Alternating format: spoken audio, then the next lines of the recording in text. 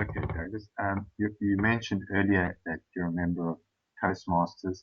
Yeah. You're also a member of the PSA, so maybe you can explain to people the difference between the organizations and the value of both of them.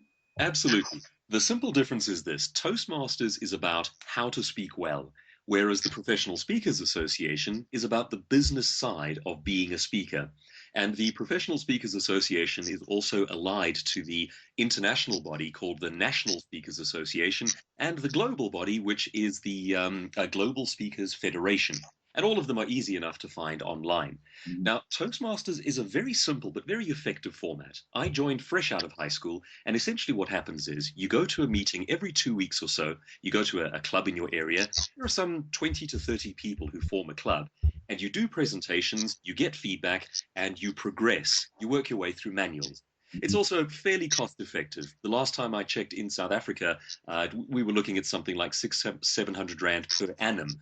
which is, I mean, that's in dollar terms, it's probably about $100 for a year. Yeah, Not bad at all in terms of value. not bad, not bad. Okay. Now we come to pricing of your speaking. Now, a lot of speakers, this is a bit of a contentious issue for some people, Yes. but some people will say, I'm not going to speak for free. Some people say, look, that's my price. How do you see pricing and the whole Yes, process? in fact, Fred, pricing is an entire art form. The first thing to take into account is that our price communicates something about perceived quality. Right. I mean, if you were selling a Mercedes, you could not sell it at Toyota Corolla prices because people would think there's something wrong with it.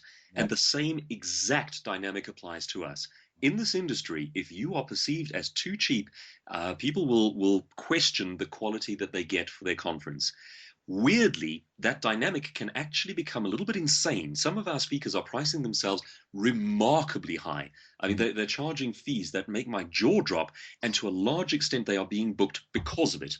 In Mm. fact, by way of a practical example, one of our local speakers started up a bureau for what he was essentially calling low price or sort of value based speakers. And he was gathering up men and women who were really just entering the industry and not charging high fees. And he Mhm. spent about a year trying to sell this model to companies. And he says that in that time, the only person that he managed to successfully place for a gig was the super high priced established speaker. Mm. So that's got to tell us something. People are not that interested in cheap. But now, Mm. having said that, there Right. are times when it is worth looking at a different rate. I mean, Uh-huh. just by way of an example there, say that you are launching a new book or a new product. You Okay. might then agree to go and speak for, say, a chamber of commerce, business chambers, whatever the case might be, absolutely free of charge in order to publicize the new book. So Ah, that's a very different scenario. okay. Get it. Clever.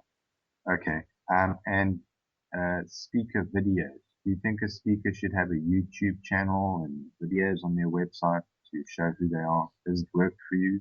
Fred, I'd go so far as to say you cannot function as a professional speaker without video online. Uh-huh. I try to get as much video footage as I can possibly get my hands on. I did a little boot camp for speakers a couple of weeks ago, and I made the bold assertion that if you don't have a website and you don't have video online, you don't have a speaking career. So Uh-huh. I would go out on a limb and say that it is that important. Mm. But now there are ways of shortcutting the process. It's very difficult for a new speaker entering the industry to get really good video footage. It's quite difficult to gather. The What old you can holding do the though, cell phone. yeah, absolutely. What you can do, rather than pay, say, really expensive camera crews to come and film you at a conference, you can simply do video blogs. Uh-huh. And provided they are well shot, well thought through, your wording is good, you can upload those to YouTube and it creates video presence for you. But now, once you've started doing that, I think that's a very good start. But Yeah. I would advocate actually spending the money and getting a camera crew to a big conference when you can afford to do so. Mm.